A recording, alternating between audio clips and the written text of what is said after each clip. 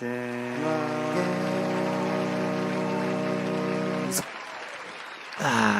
my name is James. This is James Loves Games. Guten Morgen.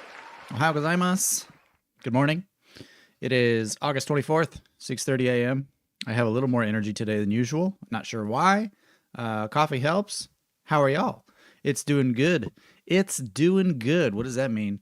So this episode, let's just jump right in because I don't know where my head's at. Good morning, Seraph.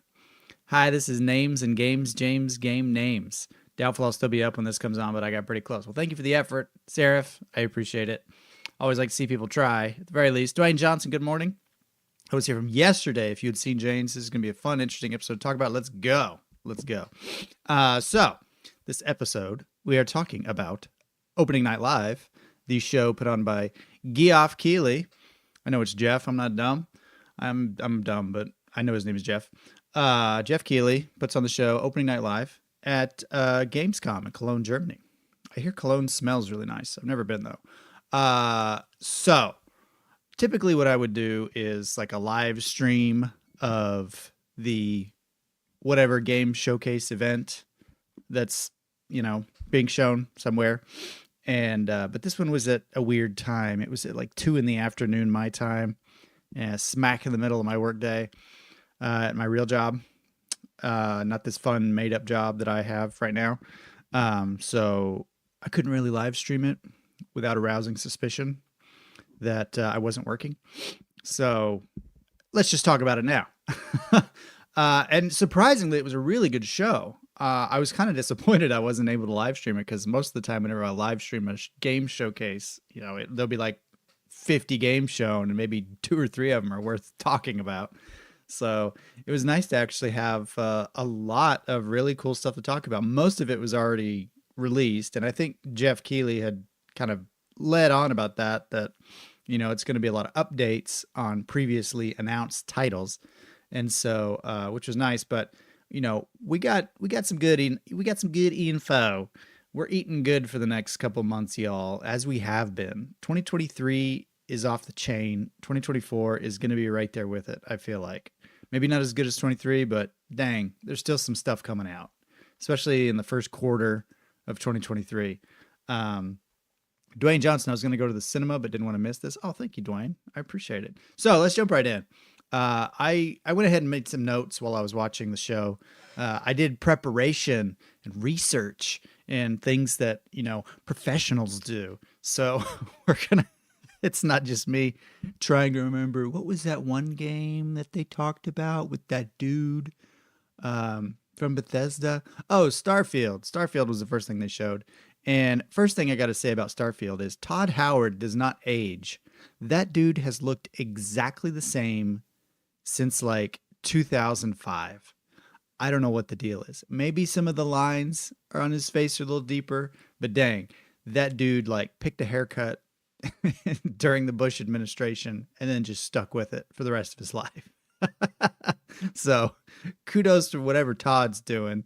Dude still looks like he did a long time ago. Anyway, Starfield looks really fun. It looks really good. It's one of those. It's I think the first time since getting a PS5 where I thought to myself, man, I wish I had an Xbox so I could play this game. Or I wish I had a decent PC so I could play this game. You all saw me playing Only Up the other day on this PC on low settings with like the 10-foot pop in.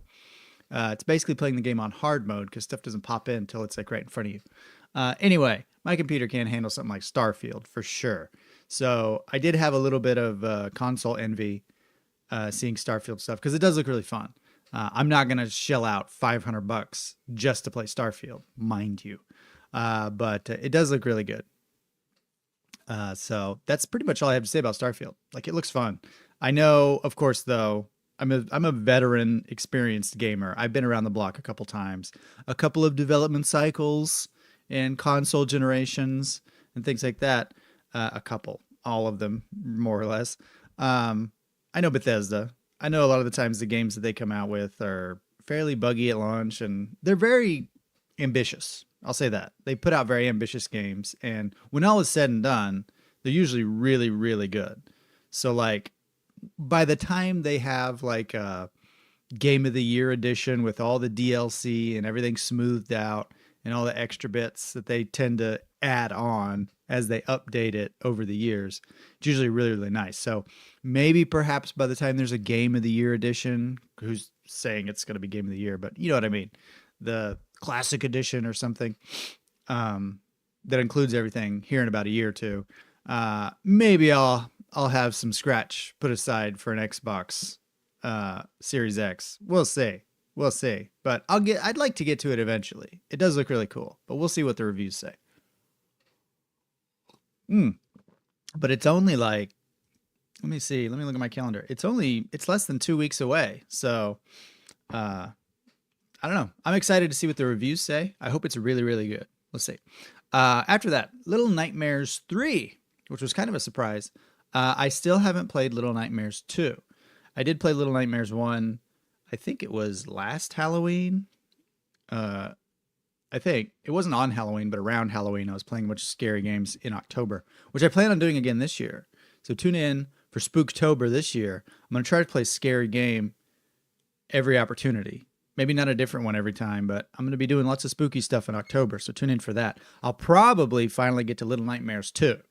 Since Little Nightmares 3 is out, I feel like I need to check off number 2 because everybody said that, Little Nightmares 2 is way better than the first one. So, and I enjoyed the first one. I mean, it was a PS Plus game, so it was free, which was nice. And if people say 2 is better, well, the better is better. So that's good. One thing that I really liked about it was co-op. Little Nightmares 3 has co-op. And they didn't, the lady that was talking, I'm not trying to be like mean or insensitive or anything, but I had a hard time understanding what she was saying a little bit. And so she was talking about the co-op, and she said, I heard her distinctly say online co-op. I don't know. She kind of said something else I couldn't quite understand. I don't know if she said like split screen co-op or couch co-op or something, but like that's kind of a deal breaker for me because I like playing these type of games, especially with my wife. I love couch co-op games.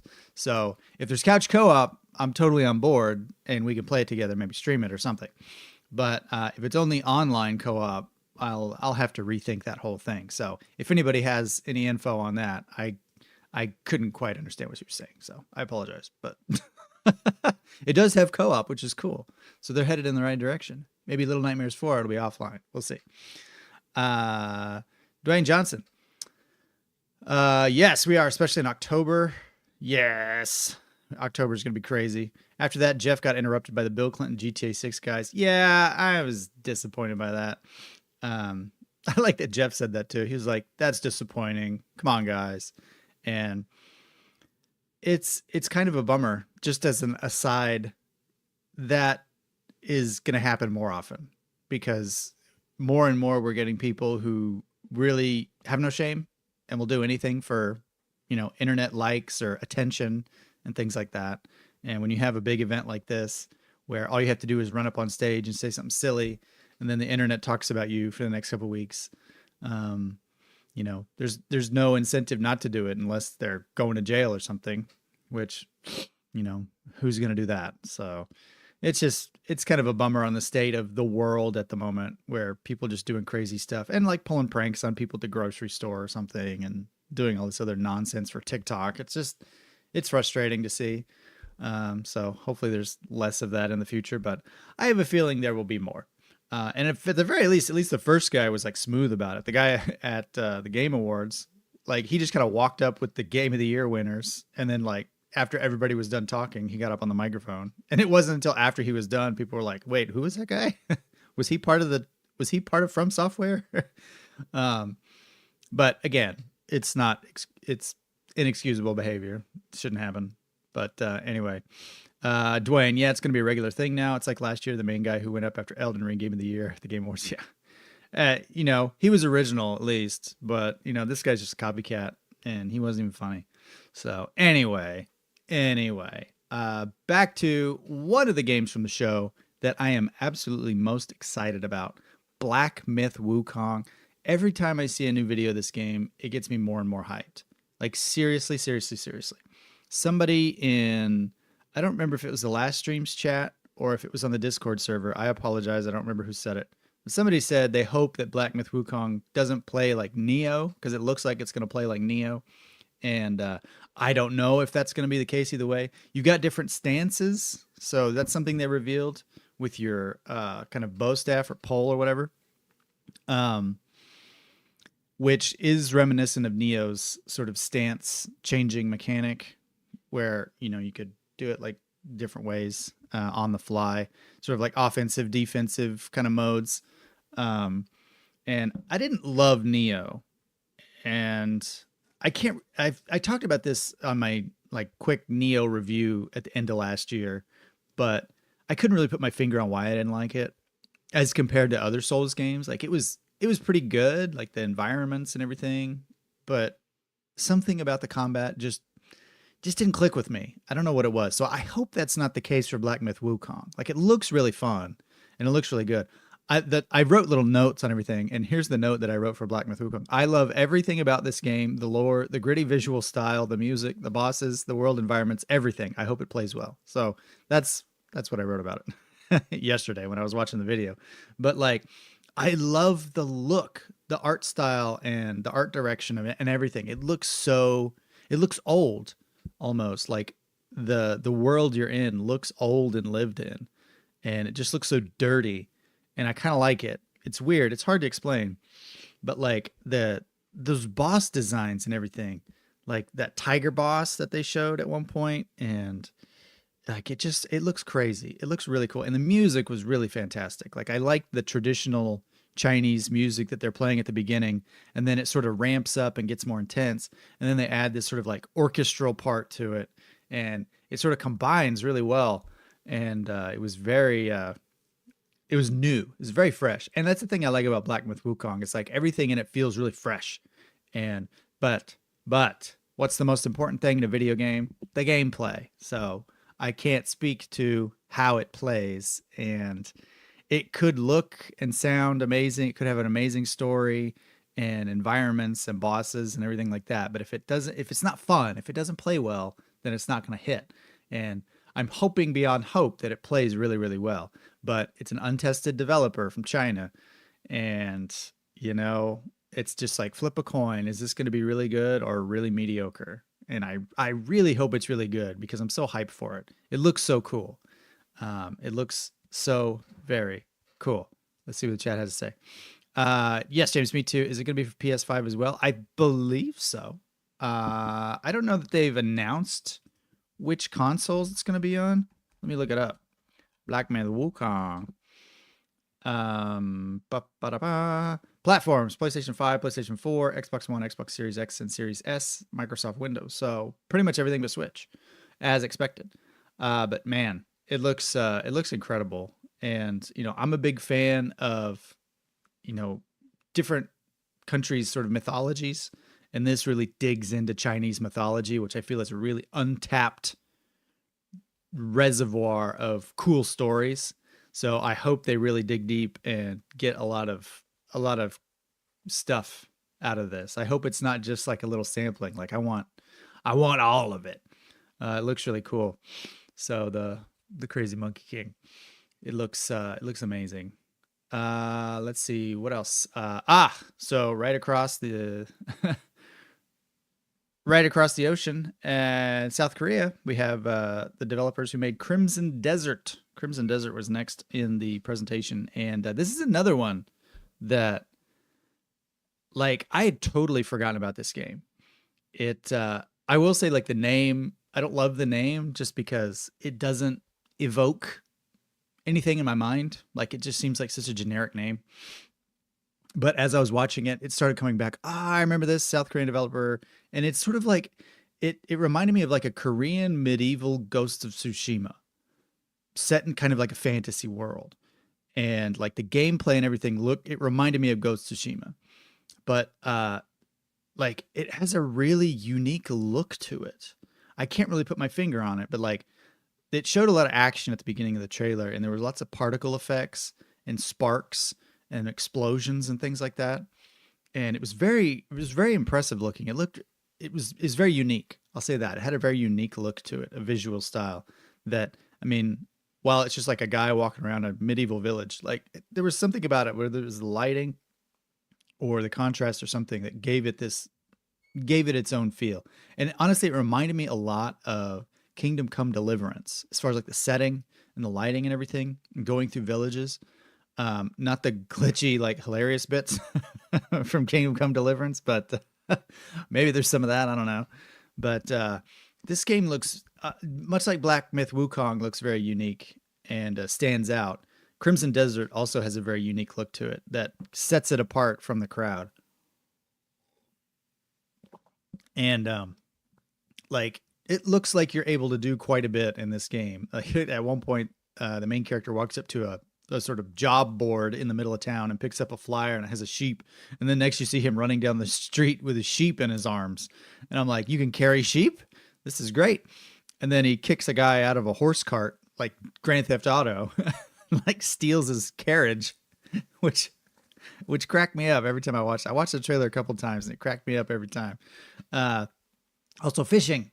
Looked like a pretty robust, realistic fishing mini game, which there's no excuse not to have a fishing mini game in every game. I think that needs to be like an industry standard at this point. I don't care what the game is. I want to go fishing. Like, let's make that happen. That's why I'm excited about Sea of Stars, because it's got a really good fishing mechanic. Let me fish and let me have a lot of variety of fish. Tears of the Kingdom and Breath of the Wild, they're just like, just go touch the fish. Just jump in and grab them. Grab them like a wild animal. But as long as I can collect fish in some manner, I will be happy. You can pet the dogs. You can pick up a cat. You can pick up the cat, not even just pet the cat. You can Pied Piper some rats out of town. Like, it's crazy. One thing I will say about Crimson Desert that I thought was pretty funny was like they showed off all these sky islands, and there are these strange temples on the sky islands, and then you could like jump from the sky islands and like do this kind of thing. And I'm like, this is exactly like Tears of the Kingdom. Like, no joke. I put in my notes, Kingdom Come Deliverance meets Tears of the Kingdom, borrows heavily from Tears of the Kingdom, setting, tools, sky islands. Yeah, there was some kind of tool it looked like where you could, there was a sort of like magical smoke link thing that the character was using to like move large objects around. And I'm just like, this is straight out of Legend of Zelda. Like, all this stuff. And so I'm wondering, like, I know that Crimson Desert has been in development for a while. And I also know that we didn't really get a solid Tears of the Kingdom reveal until, like a year ago. So I'm wondering if they were just sort of like in development at the same time, but Tears of the Kingdom just got the jump on them and said like, oh, look at this game we're working on. These devs are probably like, dang it. They have sky islands with temples too. I'm so upset. If not for Tears of the Kingdom, this would have a very unique hook. But as it stands, it looks like they're copying. And I don't think that's the case. This game's been in development for long enough. They probably just came up with the idea simultaneously. But it still looks really fun. Also, at one point, the dude pole vaults over like a town wall, like a wooden barricade. He like straight up pole vaults over it. Which, honestly, I've never seen that in a game. So that's pretty cool. I've never pole vaulted over anything in a game. I don't think. It's never come to mind. But it stood out to me. So that was impressive. And the last note I put in here was maybe it's trying to do too much, but I'm very intrigued. And it's kind of true. Like it looks like there's a lot going on in this trailer. They could have made it just a regular action game on the ground with these medieval villages and some fantastical creatures and elements and things, and that'd have been good. But then they added all the like sky islands and all this other stuff, which I feel like that's kind of unnecessary. But maybe it'll be really cool. Either way, in any case, Crimson Desert looks really, really cool. I'm excited about that one. It looks very interesting. Dr. Respect, good morning. Welcome to the chat. What happened to Ridge Racer series? Yeah, I don't know. Let's see. Ridge Racer was from Namco, correct? I don't know. I honestly, I haven't played any racing games in so long, except for Mario Kart. I don't even know. They did show something at this event for, was it The Crew or some other racing game? They just kind of blend together after a while. and I can't keep track of them. But I didn't even put that one in my notes because I don't really care. I'm really only talking about the games I had some kind of interest in. So there's that, and some others that I have like a little bit of interest in. I need to pick up the pace though, because there was a lot of games. Assassin's Creed Mirage. Here we go. This looks like a classic, like return to form to the classic Assassin's Creed formula. You know, you've got an old city area and you're sneaking around and assassinating people. Like that's what the people want from Assassin's Creed. It reminded me of Assassin's Creed 1 and 2, and not like the open world Odyssey or Valhalla or anything. I didn't play Valhalla, but I played Odyssey quite a bit. And I enjoyed it, but it didn't really feel like an Assassin's Creed game. You know what I mean? Like it felt different enough. It was like an open world ancient Greece game with Assassin's Creed in the title. So this looks like it's, you know, back to basics. Let's just do what worked really well. Which it looks pretty cool, but you know, I'm kind of over Assassin's Creed. I feel like that whole series is, for me, it's a little stale. I'm not getting anything out of that, but I hope it looks really cool. I hope people enjoy it.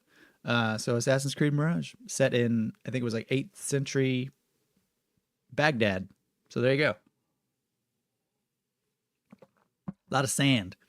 That's my preview of Assassin's Creed Mirage. A lot of sand in that game. Tekken 8 looks cool. Again, I'm not into fighting games that much. I'm not into racing games, but I do like Mario Kart. I'm not into fighting games, but I love Smash Brothers. So this is where I'm at on some of these genres. Tekken 8, it looks very cool. It looks very technically good. What I think is really interesting is that within the span of a few months, we're getting a new Street Fighter, a new Tekken, and a new Mortal Kombat game, which is crazy to me. I'm like, is it the 90s again? Like, what's the deal? Is it 1998? What's going on? But they all look really good. And I like that they're all kind of doing their own thing. So it's like you can clearly have a preference over one over the other. But they all look very interesting. But Tekken 8, it looks pretty cool. I was really big into Tekken back in the day for Tekken 3 and Tekken Tag Tournament for the PS1. And with crazy Eddie Gordo, where you could just do like A, B, A, B, A, B over and over again. And he would just do his little like breakdancing capoeira cheat move. I saw that in the arcade so much and people would get so mad. But anyway, good old Tekken memories. That's what I think of when I hear Tekken. But good for fighting game fans. They're doing well. They got a lot to do. Modern Warfare 3. So they showed the first trailer for Modern Warfare 3. And again, just kind of like Assassin's Creed, like this looks really good, but I don't really see anything new here. It looks like literally every other like first person military shooter I've ever played. It looks like every other Call of Duty game that they've shown. I mean, it's almost like a cliche at this point. It's like some dudes like sneak into some enemy base and they take out a couple guys and it's like, put on the night vision goggles. And then, you know, they take out a couple guys and then some more guys show up and it's dark and it's raining. And then, oh, a distraction on the other side of the base. Oh, the enemies run over there, shoot them in the back. And, you know, it just looks like Call of Duty. I don't see what else they can come up with. Like, it looks real. It looks very realistic. It looks like a shooter. I don't really know. I'm kind of like, I'll be honest. Like, if I'd have seen that trailer 15 years ago, it'd have blown my mind. I would be obsessed with it. But at this point, it's just kind of like, okay, I feel like I've seen this before. I feel like this is well-worn ground. I don't know. Dwayne Johnson, I'm looking forward to Tekken 8. I'm thinking of getting it. Oh, cool. I had Tekken on PS1. Same. Yes, I'm looking forward to Modern Warfare 3.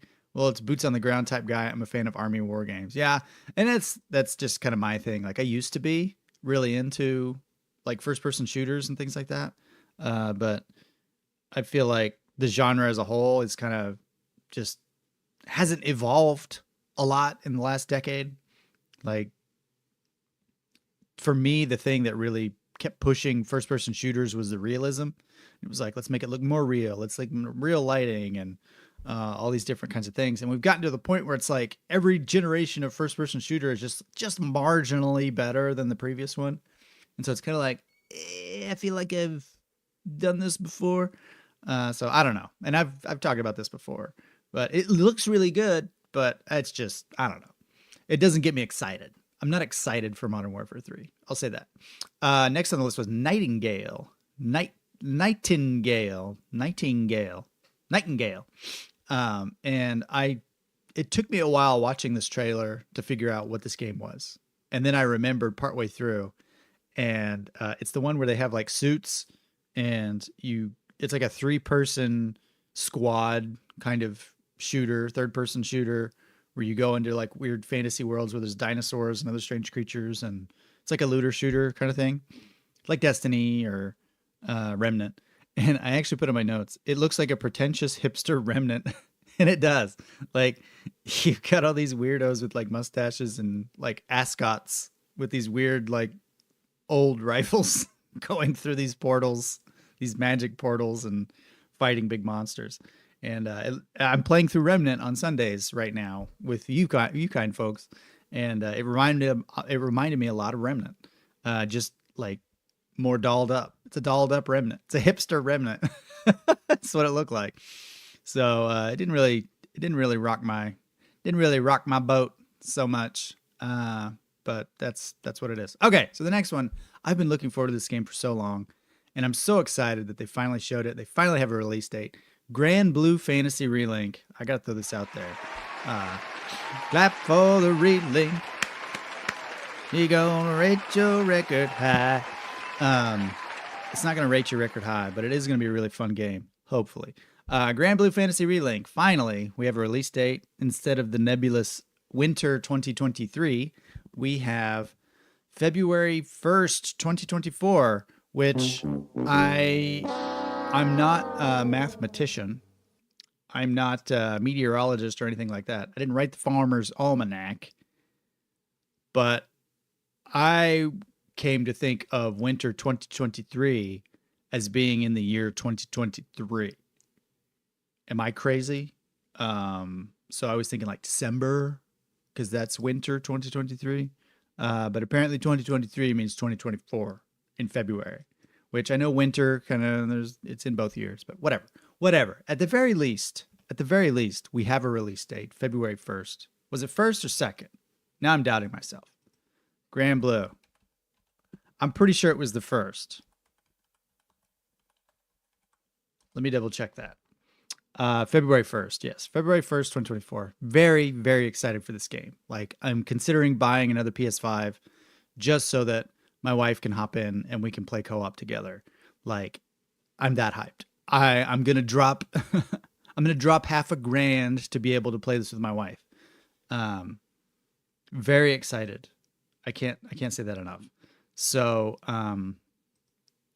yeah, where are my notes?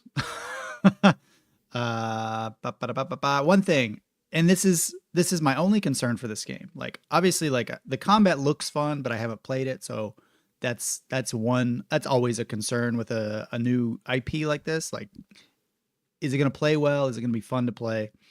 Is it going to have that hook? Is it going to have a good sort of a good quest cycle that's robust that I'm not going to get sick of after a couple hours? But my main concern with this one specifically, with Grand Blue Fantasy Relink, is can I turn the characters' voices off during combat? It's doing that thing, and I hadn't really noticed it in other trailers so much, but in this one, I really noticed it. Like, the characters are talking during combat way too much, and it's got that Xenoblade Chronicles kind of quality to it, where they won't shut up, and they're just like, rising thunder, fireball, fireball. And it's very distracting and irritating. So hopefully that's something that I could modify in some way. Kind of like how the music in Thymesia was annoying, so I could turn off the music and just fight without it. Like, I don't want to have to turn off their voices completely for all of the game, but it's a concern of mine. So it's going to come down to like, who has the which voice track has the least irritating combat voices is probably what it's going to come down to. It still looks like a fun game. It's not a deal breaker necessarily. It's just something that would kind of, it'd make me do that. I would just make this face while I'm playing. Even if it's super fun, I'd still be like, I wish they would stop yelling out all the moves that they're doing, all 4 of them. It's just a little thing for me. It's just a little thing. Hopefully that's not the case, but we'll see. But I will say the English voice acting in the game did sound really good. And I'll say this, like growing up and up until a couple of years ago, I almost exclusively wanted to watch anime and other Japanese media with subtitles, with the original Japanese audio and subtitles, because typically the English voiceover work was not great in most anime. Things have gotten better, I would say. Like I've been diving back into anime once again on Crunchyroll, and so I've been sort of catching up over the last 10, 15 years of stuff that's come out, and it's gotten better. It's not great, but things have gotten better. So, and I would say in Grand Blue Fantasy, the English voiceovers did sound really good. So kudos to that. So I don't know. Typically my default is just to go to the Japanese, but we'll see. I'll try them both out a little bit when this one comes out and see which one I prefer. But I think it's going to come down to like whose combat voices are the least irritating, and we'll go with that. But the big epic boss fights look nuts. Like there was this part of the trailer where there was like a giant, like iron golem looking boss, like probably Titan. Like they're fighting all these sort of mythological creatures. There's Bahamut and what's the big one in the sky? They're all in the sky, James. Tiamat and all that, and that's probably Titan. I don't know, but it was really cool. Giant robot in the desert. Looked like a pretty cool fight. Dwayne Johnson, that would irritate me with every time I'd battle. They have to talk over the moves. Yeah, it's annoying. But hopefully that's not the case. Hopefully I can turn that off, or at least minimize it, or something. I don't know. Anyway, Grand Blue Fantasy Relink, very excited. It's the most excited I am for a game right now at the moment. Very much looking forward to it. That's going to be the channel. Like when February hits next year, like this is going to be a Grand Blue Fantasy Relink channel. So sorry. It's going to be that way for a while, for a couple weeks at least. So we're going to be doing some co-op missions with everybody, with the crew. Hopefully I'll have another PS5 and the Drink Fairy can hop in as well. And all of that. Dentist appointment is confirmed. Thank you. So yeah, after that, Immortals of Avium. And am I the only one who's been pronouncing this wrong and calling it Immortals of Avium? It's Avium, apparently. I was watching they showed this game, and they were doing, one of the actresses from the game was talking about it, and she said Avium, and I said, she's in the game and she can't even say it right. This is my attitude. And then Jeff Keighley pops up and he's like, this is Immortals of Avium. And I thought, that's 2 people in a row who've said Avium. So I guess I've been saying it wrong in my head. It doesn't matter anyway, because I'm not going to play the game. I've been saying this from the beginning. It looks like a generic, like, magic shooter. Like, I don't know. Every screenshot and video clip of this game looks exactly the same. It doesn't get me excited. It's out now. It's out now, by the way. That was a release trailer that they showed at the show. It's got currently a 70 on Metacritic, which, probably shouldn't put a whole lot of weight on Metacritic scores, but there it is. Baldur's Gate 3 had a 96, I think, as of yesterday.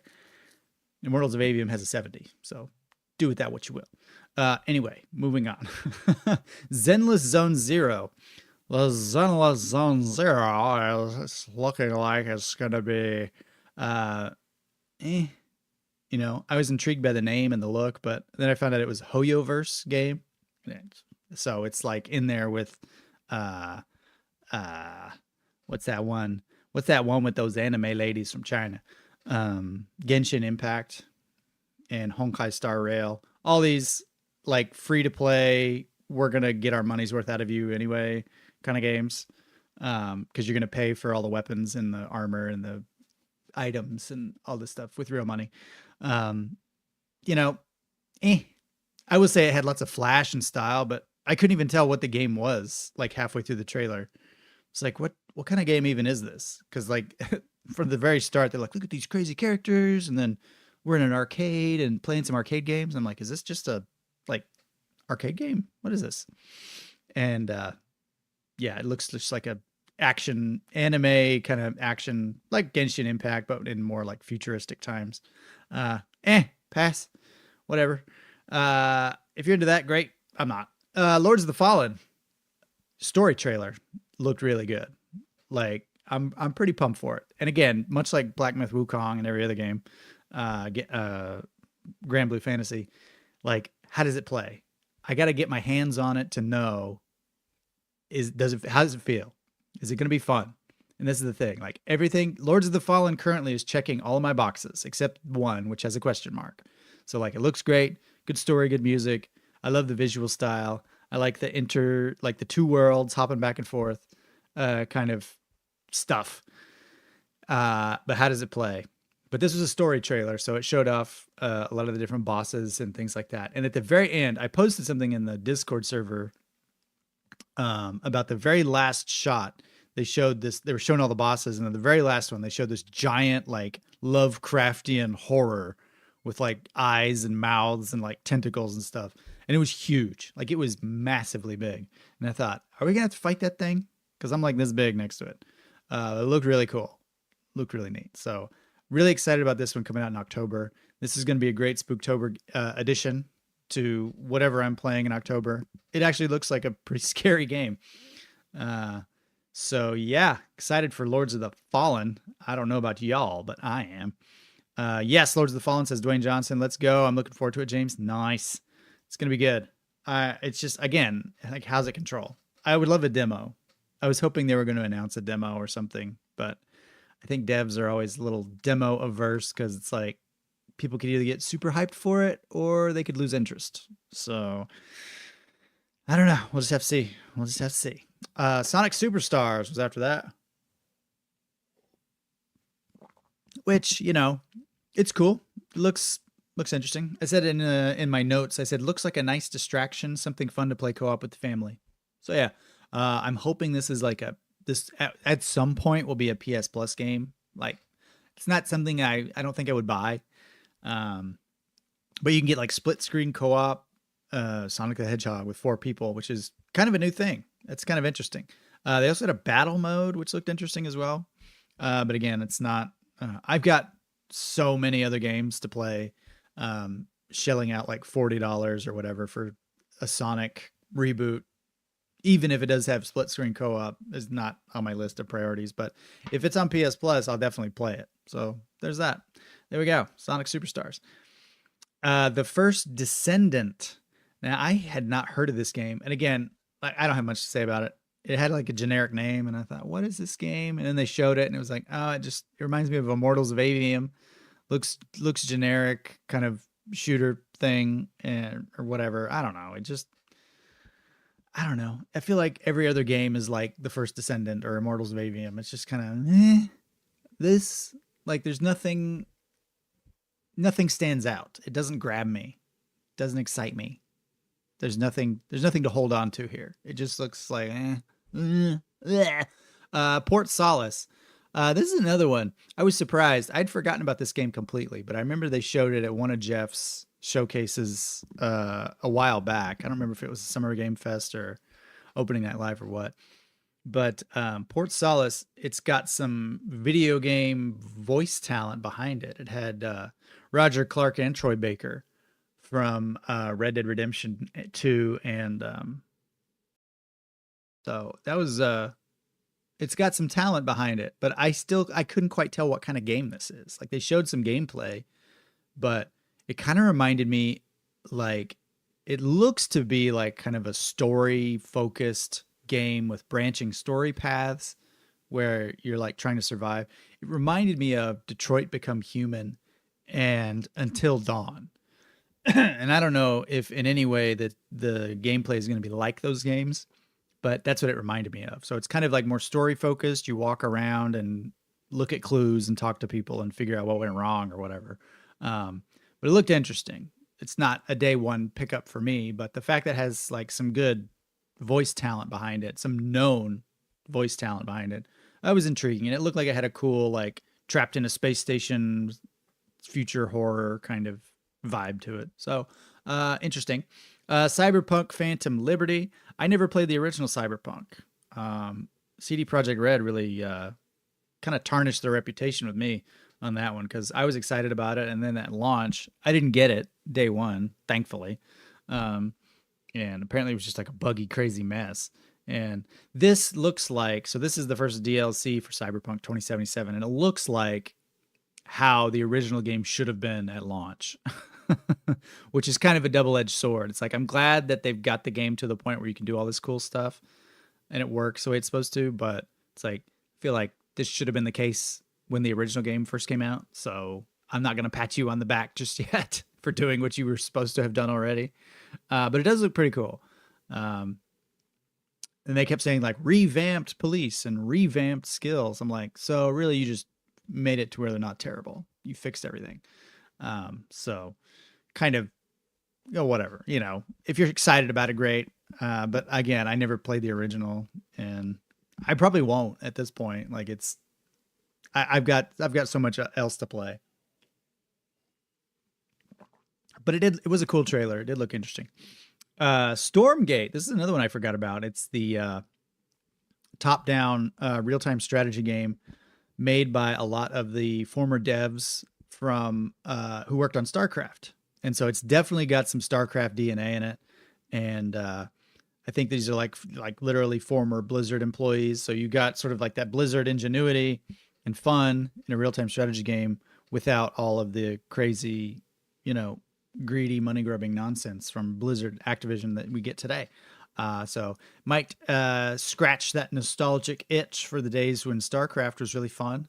So it looked interesting, or I might just go back and play StarCraft, which I still have on my computer. So I don't know.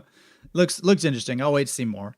Last Epoch. This is another one, looking to sort of make some competition for Diablo, which probably not too hard at this point. There's like crazy business decisions that Activision Blizzard is making recently in their apology videos for the horrible decisions that they're having. But Last Epoch looked interesting. It's a Diablo. I won't say Diablo clone, but it is a Diablo clone. But I probably won't play it. I'll just say it right out the gate. Like I am glad to see more competition with Diablo because I love that type of game, that top-down action RPG with lots of loot and different classes and things like that. Like I love it. I'm not going to play Diablo 4 just because I don't like Activision Blizzard on principle. No matter how fun the game is, I don't want to give them my money. I just don't like them. But so I'm glad to see other companies sort of pick up the mantle and try to make some alternatives to Diablo, just sort of like how Torchlight did the same back in the day for Diablo 3. And I played a lot of Diablo 3, but the company's just really gone downhill over the last decade. And I just, whatever. So thanks for making Last Epoch. I won't play it, but I hope a lot of people do. I think it was a Kickstarter-backed game, so that's cool. Armored Core 6. What can I say? It looks great. Comes out tomorrow. So yeah, as of today, it comes out tomorrow. Armored Core 6. And if you've seen one Armored Core 6 trailer, you've seen them all. Like it looks, it's giant robots fighting each other and lots of missiles and laser swords and stuff. So it looks really fun. Like I saw that there was a trailer and was like, I think I've seen this trailer before, but still, it looks cool. There's nothing new to say about Armored Core 6. It looks cool. I will say, Gene Park, who I follow on Twitter, he wrote a little mini review in a tweet, and I posted it in the Discord. And he basically says there are giant epic battles in this game, in Armored Core 6, that are reminiscent of the scale of the iconic fights from Final Fantasy 16, except you are in total control of your mech and you got to fight it. It's not like the like cutscene fights or whatever with the timed action button presses. What am I talking about? The active time battle? No, that's not it. But you know what I'm talking about. It's like press R1 and you press R1 over and over again. My brain's not functioning right now. I can't think of what it's called, but Anyway, you know what I'm talking about. You know what I'm talking about. So you actually have to like, it's like the scale and the epicness of those fights, but instead of it being more cinematic, you're in total control of your mech and you're actually fighting the fight. And he said the game is hard, like it's very difficult, and you're going to have to go back to the garage a lot and reassess the build of your mech and reassess the weapons and the parts and everything, which I'm super excited about. I loved playing through Armored Core back in PS1 days and PS2 days. And I'm super excited to jump into the garage and fiddle with the parts and experiment and find some builds that work. It looks really cool. So very excited. I'm not going to get it day one, which is tomorrow, just because Sea of Stars, it comes out on Tuesday, and I'm more excited about Sea of Stars, which I'm kind of surprised they didn't show a Sea of Stars like release trailer or launch trailer at Opening Night Live. I figured they'd at least just throw it out there because they came out with a launch trailer a couple days ago, and it looks really good. They revealed a new playable character, and I didn't realize that there were going to be more playable characters in Sea of Stars besides the original 3, but apparently there's going to be more. But they showed one of them with the launch trailer. So very cool. I'm super excited for Sea of Stars. I'm talking about it even though it wasn't at the show, but it should have been. So that's why I'm not playing Armored Core 6 right away. But I will get to Armored Core 6 eventually, probably after I beat Sea of Stars. Anyway, thankfully there's not a whole lot coming out in September, I don't think. Let me check my notes real quick. I don't think September has anything big. I have the big releases kind of written out. Oh, no, never mind. Baldur's Gate 3 comes out September 2nd, and Lies of P comes out September 19th. So 2 big launches in September. But again, I'm probably going to skip those initially because I want to play Sea of Stars. And then once I've got Sea of Stars settled and put away, I'll probably jump into Armored Core 6. Probably. We'll see. That's the plan at the moment, but I also have a huge backlog to work with. Anyway, Armored Core 6, very excited. I've got less and less time. Mortal Kombat 1, same thing to say about that as I did about Tekken 8. Looks really cool. Not really my bag, baby. But I'm glad to see the fighting game genre really flourishing. And I'm glad all the fighting game fans who, honestly, like, they've got to be starving most of the time for content because there's just not that many good ones that come out. And then all of a sudden we've got the 3 big ones, the 3 giants of fighting games. They're like, within a 3-month, 4-month span, they're like, here's all the fighting games. Oh my gosh. So very cool for them. Okay. The surprise hit of the show that came out of nowhere. Thank goodness you're here. And if you haven't seen this trailer, go check it out. This game looks amazing. And I believe it's from the devs of Untitled Goose Game. I heard that from somewhere, which I loved Untitled Goose Game. I think they're Australian devs. Anyway, my kids loved Australia. They loved Untitled Goose Game. And my wife and I loved it. Super fun, creative, unique, like definitely did something new visually and gameplay wise. And just the whole concept was brand new. You play as a goose who's causing trouble. And the goal is just to cause trouble. And you have like a list of accomplishments. You have a checklist, a grocery list of sorts of how to bother all the people in town. And it was so fun. It was so cute. Thank goodness you're here looks crazy. Like it looks, what did I put in here? I said it looks like a mix of Richard Scarry and Mr. Men books. And it's got this really cool visual style. It looks like something from Cartoon Network. But it does. Like it looks like it's in the world of a Richard Scarry book. Like, let's walk around town and talk to all these people and like Lowly Worm and the cats. I can't remember their names. You know what I'm talking about. Anyway, it looks like a crazy kid's book come to life with very childish and silly sense of humor. I think I saw butt crack in there at one point and it made me chuckle. So I don't know what this game is going to be like, but I'm going to be there whenever it happens. Like it looks really fun. Again, I don't know what's going on, but I'm in. Like I'm intrigued officially. So thank goodness you're here. Thank goodness you're here is here. I'll say that. Finally, they closed the show with the one everybody was expecting, Alan Wake 2. And I'll say this. I feel like I say this about most of the games from this show, or the ones that come out recently. I still haven't played through all of Alan Wake 1. I played a couple hours of it when it first came out. I think I borrowed it from a friend or something. I never ended up beating it. and Alan Wake 2 comes out. So I feel like I need to play through Alan Wake 1, which I think I have. I'm not sure. I don't remember. But I need to play through Alan Wake 1. It's one of those games I'd like to try to play through this October for Spooktober. So that's one I've been wanting to check off my list for a few years now.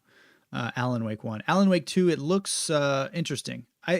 This trailer was, I think it was more of a story trailer. They used a lot of like real-time footage with like real actors mixed in with gameplay and cinematics. Or not really gameplay. There was some gameplay, but it was mostly like a cinematic kind of mind trippy thing.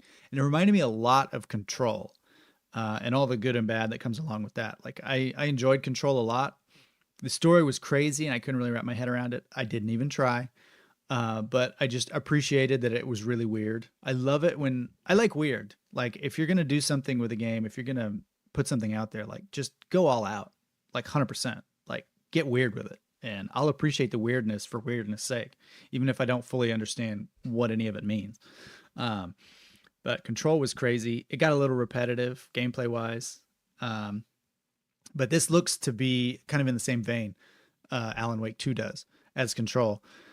That sentence was all over the place. This looks to be the Alan Wake of 2 with a vein of Control with the same game style. Very reminiscent, same developers, so that makes sense. I believe it's in the same story universe, so there's probably going to be some overlapping characters and like areas and viewpoints and things of that nature. Words are hard. I don't understand. There's probably a lot of overlap there, story-wise, universe-wise, maybe some clashing of IPs. I don't know. We'll see. But it looks really cool. It looks really cool. I didn't know what the heck was going on in this trailer, but like I have a feeling when I play the game, I'm going to be like, what? Who's that? What's happening? But it doesn't matter. It looks really cool. I hope it's more scary than like mind trippy. The first one seemed scary. Like it was creepy and atmospheric. This one seems more like, what the heck's going on? I'm traveling through portals and going to different dimensions and things. So I don't know. Very interesting though. They've got something there. They've got something there. This Alan Wake game, they're really doing something with it. Dwayne Johnson, I've got a friend who plays Diablo 4 like crazy. He's a big fan. Oh yeah, Alan Wake 2, going to be awesome. Also, it's being digital release only. Interesting. I expect more of that in the future. At this point, like getting a physical release is really kind of pointless. Unless you have friends that you want to share the game with, which who has friends they see in real life these days anyway, right? But yeah, I mean, I buy almost all my games digital these days, unless it's like a special occasion, which rarely is there. But anyway, Alan Wake 2 looks very interesting. So that's the show. That is all that they showed that I was interested in. There were a couple of other things sprinkled throughout that I didn't feel like needed mentioning, but I'll just like go down the list of the ones I'm super hyped for. Black Myth Wukong, obviously looks really cool. Crimson Desert, Tears of the Kingdom ripoff, but kidding. But it looks really interesting. I'm very intrigued by Crimson Desert. We go down the list. Grand Blue Fantasy Relink, hallelujah. I'll clap it again. We got a release date, February 1st. I'm so excited. Be here in February. If you're into Grand Blue Fantasy Relink, like, I believe, let me check this real quick. February. Someone explain that to me. February. Makes no sense. February 2024 game releases. February 2024 is going to be nuts. Because let's look at this. Or wait, no, did I have that wrong?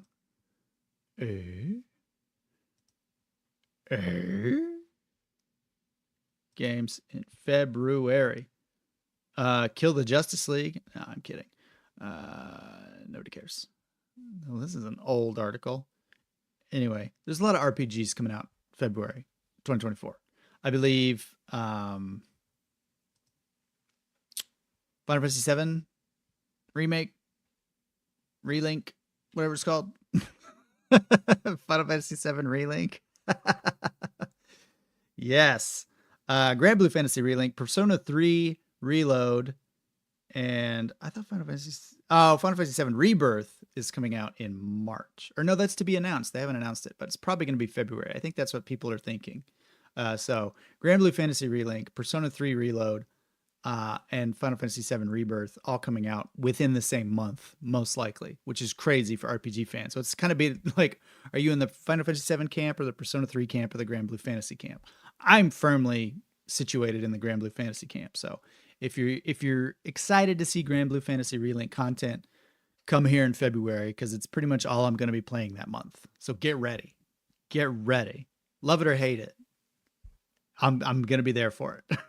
I've waited this long. I'm playing through all of that game, and I'm going to force myself.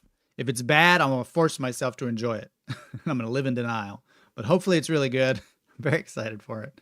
What else do we have? Lords of the Fallen. Obviously, looks really cool. Kind of a creepy, scary, Souls-like. Again, hopefully it controls well. That's my main thing. After that, what else was there? Thank Goodness You're Here.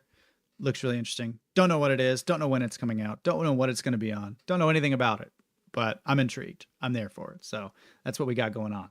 What did you guys think of the show? Dwayne Johnson, I wanted to say I'm surprised they didn't show Alone in the Dark. That's out in October as well. Yes, I forgot about that game. But yes, that one is coming out in October, and they did not show it. So I don't know. Maybe they just didn't care. Maybe they forgot to send in the link to Jeff's email. I don't know. James, did you ever look at Skull and Bones? Yes, that one was intriguing. I really enjoyed Sea of Thieves on the Xbox.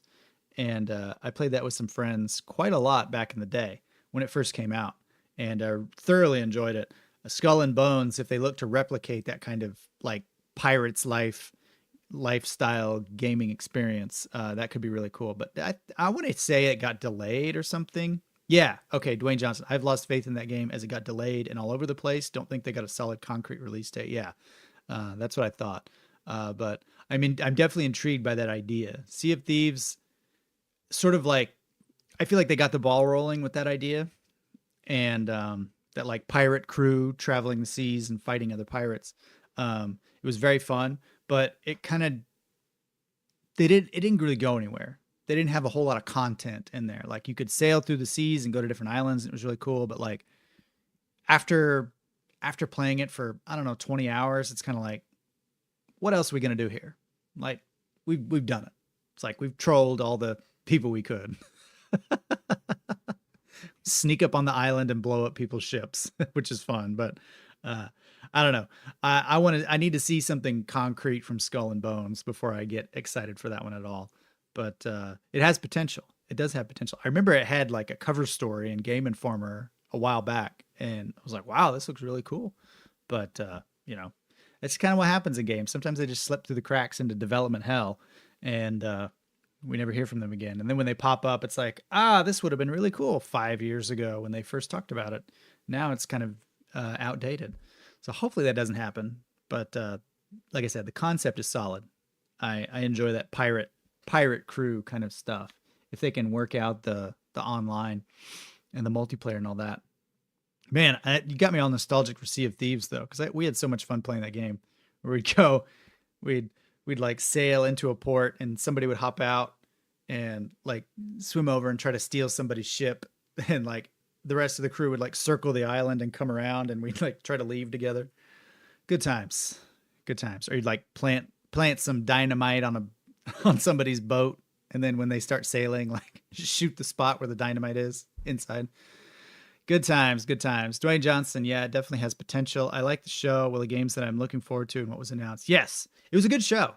And anybody that says otherwise is being way too cynical, I think, because there's a lot to get excited about. There was something for everybody at Opening Night Live. So it was a very good show. Very excited. So yeah, let me know in the comments after the video is over. Let me know in the comments what you're most excited for, what you missed. Like, why didn't they show this? Why didn't they show Alone in the Dark? Like you say, Dwayne. So let me know in the comments. And yeah, there's no stream tonight because I've got work again. And I probably won't be tuning in tomorrow night either. So, Thawi. So we'll be back Sunday. Look for the update on YouTube at some point Sunday afternoon for what's going to be coming up in the next week. But Sea of Stars on Tuesday, for sure.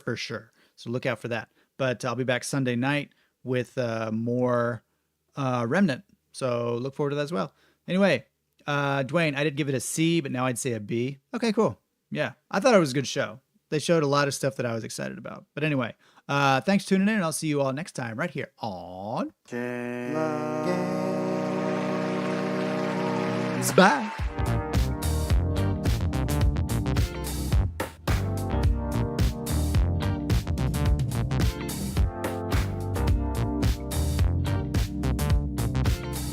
Thanks for tuning in, Dwayne. I appreciate the commentary. Talk to you later.